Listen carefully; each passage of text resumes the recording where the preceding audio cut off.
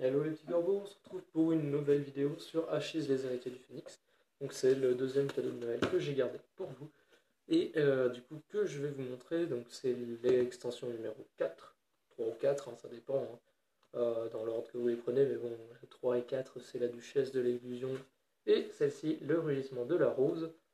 Donc voilà, on va regarder un peu ensemble ce qu'il y a dedans, comme pour les autres extensions. J'ai décidé de faire deux vidéos séparées, contrairement à la première vidéo sur les extensions d'Achise. Tout simplement parce que faut bien un peu de contenu. Le mec, oh, ça parle mal. Mais bon, c'est un peu ça. Et du coup, cette fois-ci, je devrais perdre un peu mon temps par rapport à l'ouverture. Je sais même plus où j'ai foutu mes descriptifs, parce que moi je tourne les deux vidéos à la suite, mais vous les verrez sur des journées différentes, des semaines même différentes. J'ai envie de. Ça sera en janvier, mais je sais pas quand exactement. Donc voilà, poup. On se met le petit setting comme la dernière fois. Donc n'hésitez pas à me dire ce que vous pensez du jeu, ou à la limite, vous pouvez même le faire sur Facebook ou ici dans les commentaires. Peu importe, parce que de toute façon, c'est pas avec ce que j'ai de commentaires. Généralement, je réponds à tous les commentaires que j'ai, donc à l'exception de certains sur la chaîne Métal, parce que c'est des propositions de jouer en ligne avec un autre, mais bon, vu que je ne suis pas musicien, je ne vais pas me permettre. Donc, sur l'extension, le rugissement de la rose, donc on a un héritier qui est plutôt aïe aïe aïe, euh, donc qui s'appelle Léo Solombre, qui a eu 19 points de vie, qui a une arène de 6, un grimoire de 3, et qui a comme capacité héroïque pour une action secondaire, un jeton épuisement et un dé de base, placer une invocation prix d'ouvreuil dans notre arène.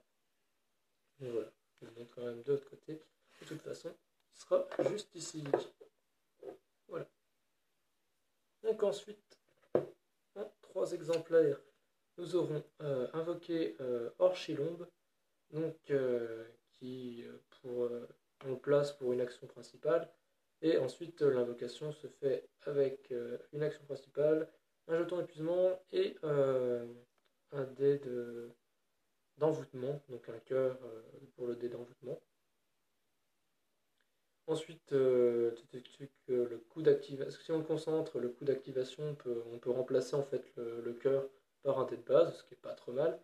Et si on le concentre une deuxième fois, on peut également infliger un dégât à l'héritier d'un joueur ciblé s'il n'a plus de cartes dans sa pioche. Ce qui est, je vous l'avoue, pas terrible. Ensuite, en x3 également, on va avoir invoqué une hirondelle noire. Donc, donc on place ce sort préparatoire pour une action principale, et ensuite on invoque une hirondelle noire à l'aide d'une invocation, enfin d'une action principale, d'un jeton épuisement et de 2 cœurs, de magie d'envoûtement. Et si on concentre une fois, vous pouvez choisir un joueur ciblé. Ce dernier doit défausser la première carte de sa pioche si vous avez moins de dés dans votre réserve active qu'un adversaire. C'est-à-dire que si vous avez moins de dés que lui dans votre réserve active, vous le faites défausser. C'est pas. Du coup, ça va te faire. Je sens que ça va être un deck défausse encore. Le genre de deck que je déteste, un deck meule. Ensuite, Volmnésique en x3, donc sort préparatoire qui se pose pour une action principale et qui s'active pour une action principale, un jeton d'épuisement et un cœur. Donc ça nous permet de consulter la main d'un joueur ciblé. Ce joueur peut défausser une carte de votre choix de sa main. S'il ne peut ou ne veut le faire, placer une blessure sur son héritier. Donc en gros, on regarde sa main, on défausse une carte, peut défausser une carte de sa main. On peut défausser une carte de sa main. Et s'il ne peut pas défausser ou ne veut pas le faire, on met un dégât, tout simplement. C'est gratuit. Alors c'est gratuit et ça coûte quand même un cœur. Voilà. 1 x3 encore. Sort d'action, angoisse, donc qui s'active pour une action principale et 2 dés de base. On choisit un héritier ciblé. Son contrôleur peut défausser une carte au hasard de sa main. S'il ne peut ou ne veut pas le faire, place 2 blessures sur l'héritier. Ensuite, on choisit un héritier ciblé. Son contrôleur peut placer 2 dés de votre choix depuis sa réserve active vers sa réserve active. S'il ne peut ou ne veut le faire, placez 2 blessures. Mais c'est crack. Bon, par contre, c'est le sort réservé à celui-là. Donc en gros, pour une action principale et 2 dés de base, vous lui dites, tu défausses une carte de ta main ou tu prends 2 dégâts. Si vous jouez à 2 en tout cas, ça va être ça. Et après, vous le faites. Tu peux déplacer 2 dés, ta réserve active à ta réserve inactive. Tu veux pas, tu reprends 2 dégâts. Le gars peut prendre 4 dégâts s'il refuse de se défausser d'une carte de sa main ou s'il peut pas le faire. Et pareil pour céder. Donc ça, franchement, si vous gardez ça pour la fin d'une manche, ça peut être pété. Alors le mec, il a utilisé une partie de sa main, il lui reste 2 cartes par exemple, mettons, et il veut pas se défausser de ces 2 cartes parce qu'il en a besoin pour la manche précédente. Ah, du coup, il prend 2 dégâts. Mais il a utilisé tous ses dés. Bah, qu'est-ce qu'il fait? Ah, il peut pas déplacer 2 dés, donc il se reprend 2 dégâts. C'est magique. J'aime ce genre de carte. Bon, par contre, je suis pas spécialement fan des deck meules, mais là, je pense que ça peut être drôle.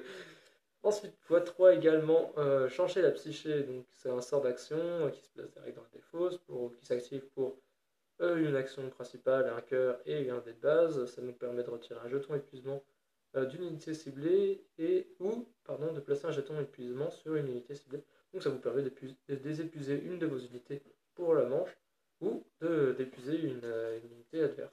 Ce qui est plutôt sympathique. Un peu cher, mais sympathique. Ensuite, en x3 toujours, amplifié donc pour une action principale et un cœur.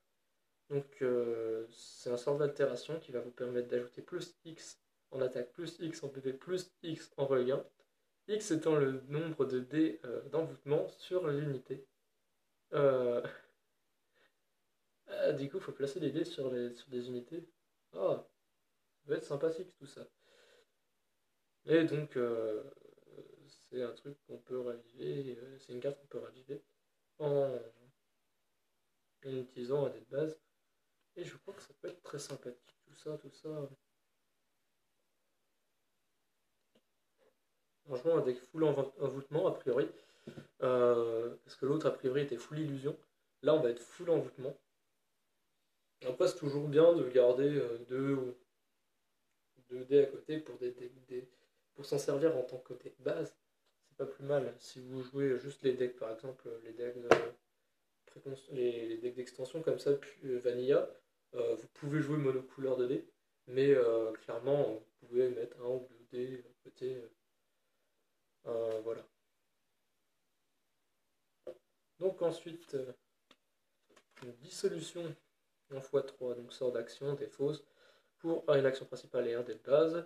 Donc on retire 2 jetons état d'une carte ciblée, ou on choisit un sort d'altération, ou choisissez un sort d'altération, ciblé. Ouais, donc on retire 2 jetons état d'un sort, ou d'une carte. Si ce sort d'altération est un sort d'altération invoqué, remettez-le dans la pile d'invocation de son propriétaire. Sinon, mélangez-le dans la pioche de son propriétaire. Donc, clairement, par exemple, si c'est le pouvoir de Rin, vous renvoyez le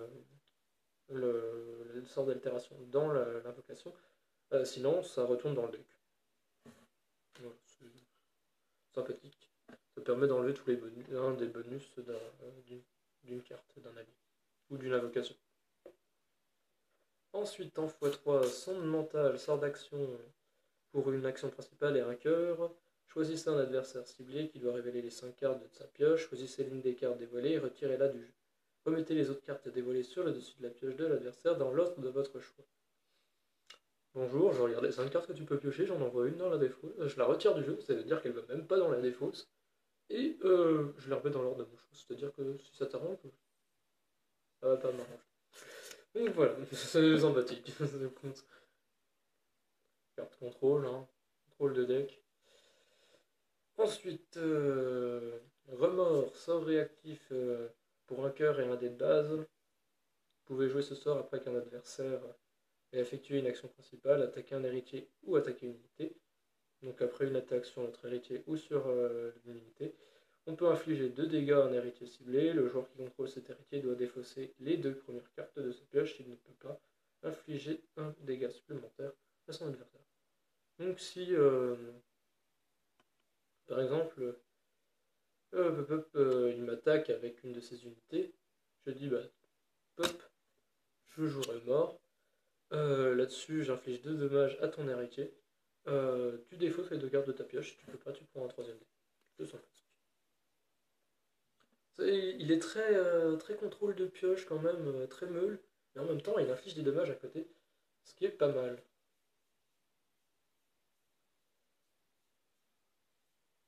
Ensuite, le seul allié en x3, le dompteur de bêtes, donc, qui coûte assez cher.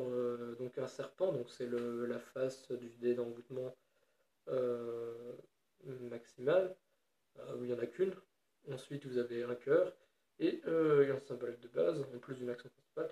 Donc après qu'un adversaire, il a la capacité diminuée, après qu'un adversaire a déclaré ses attaquants, vous pouvez payer un symbole de base pour réduire de 1 la valeur d'attaque de chaque unité attaquant. Oh bah ça permet juste d'enlever 1 à une unité, mais c'est pas... Sur des unités qui frappent très très fort, ça sert pas à grand chose. Il a 3 d'attaque, 3 PV et 2 de regain. C'est plutôt agréable au niveau point de vie et regain. Enfin attaque et point de vie. Ensuite au niveau des invocations. Donc on a l'orchilon dans x5. x5, donc c'est un piaf. C'est un piaf en forme d'orchidée. Voilà. Ah oui, ok, c'est un mélange entre orchidée et colombe, ok, c'est normal. Donc, qui a une capacité inaliénable qui est mélodie paisible, vos adversaires ne peuvent réaliser l'action attaquer un héritier ou attaquer une unité. Durant son tour, un adversaire peut payer un symbole de base. Dans ce cas, considérez que toutes les unités n'ont plus la capacité mélodie paisible pour le reste du tour. En gros, si on paye un symbole de base, il ne peut pas nous attaquer. Mais s'il paye un symbole de base, il peut quand même. Voilà. Donc il a une attaque de 1, un PV de 1 et un regain de 0. Ça reste sympathique. Ensuite, la mirondelle noire. Oula, on va avoir du texte après. Pas pour celle-ci, mais. Donc la mirondelle noire, qui a la capacité frappe mortelle lorsque cette unité inflige un dégât ou plus à une unité, qu'elle attaque ou contre-attaque, détruisez l'unité qui reçoit ce dégât. Ouais, en gros, le truc c'est. Je bloque, de toute façon, peu importe le nombre de PV que tu as, je contre-attaque, tu meurs aussi. À moins que l'autre ait l'initiative, la capacité, c'est-à-dire d'attaquer en premier, c'est pas très efficace. Mais sinon, ça peut être sympathique. Il a une attaque de 1, PV de 2 et un regard de 1. Et ensuite, le dernier, donc, qui est le pouvoir héroïque. Donc, l'invocation du Bouvreuil. Donc, je vous le mets juste comme ça. Vous le mettez sur pause si vous voulez lire les faits. Mais je vais le lire. Donc, il a protecteur d'unité. Donc, cette unité peut protéger l'unité qui se fait attaquer. L'heure, lorsque l'unité que vous contrôlez serait la cible d'un sort, d'une capacité ou d'un pouvoir de thé, et que cette unité 6 aurait pu être choisie comme cible, vous pouvez placer un jeton épuisement sur cette unité pour qu'elle devienne la cible. En gros, vous placez un jeton épuisement sur cette carte, et elle devient la cible d'un sort, ou d'une capacité, ou d'un pouvoir de thé. Donc voilà. Ensuite, dernière volonté, donc c'est une capacité inépuisable, donc elle en a 2 de capacité inépuisable. Dernière volonté, lorsque cette unité est détruite, défaussez la première carte de la pioche d'un joueur ciblé. Donc quand elle est détruite, il meule de rang, sympathique. Et l'autre, c'est rajeunissement magique, donc pour une action secondaire, on retire du jeu un sort d'altération lié à cette unité. Dans ce cas, retirez tous les jetons épuisement de cette unité. Ok. C'est-à-dire que s'il nous fatigue, c'est pas bien grave. Puisque s'il nous fatigue, on ne peut pas utiliser l'heure. Si on utilise une action secondaire, ben on peut facilement retirer tous les jetons épuisement. Ce qui est plutôt pas mal. Donc là-dessus, je vous laisse un petit peu revoir, regarder un petit peu les différentes extensions d'Achilles, me dire laquelle vous préférez pour le moment, sachant qu'on en a 4. Après, vous pouvez me dire quel est votre héritier préféré, ce genre de choses. Bien sûr, argumenter, vous ne me dites pas c'est Rignordel parce que voilà, parce qu'il est badass. Bon, c'est valable. Ou alors, Ouais, c'est parce que c'est machin, parce qu'elle est trop bonne. Voilà. Alors, ce genre de choses, vous évitez, bien sûr. Hein. Je veux des trucs, genre parce que son. Bon, vous pouvez me dire, c'est parce qu'il est badass, mais parce qu'elle est bonne, vous évitez. Hein. On reste quand même sur le truc public, hein, donc voilà. Vous pouvez me dire un peu le genre de deck, vous pouvez me mettre une decklist ou quoi que ce soit. Ce genre de choses pour que je puisse regarder. Donc, je suis pas expert. J'ai fait qu'un seul tournoi. Malheureusement, la ville où je suis actuellement ne fait pas de tournoi d'Achise, à mon grand dame. Moi, je leur ai demandé, et déjà, ils avaient qu'une boîte de base, ils n'avaient pas d'extension ou quoi que ce soit. Donc, bon, je vais pas me plaindre, je les évaluerai. Et donc voilà, c'était pour conclure cette petite vidéo. N'hésitez pas à mettre un petit pouce vers le haut, à commenter, partager, pour que ce soit d'autres d'ailleurs. À ciao à plus, on se retrouve pour de nouvelles vidéos dans je sais pas combien de temps maintenant. Allez, à ciao à plus.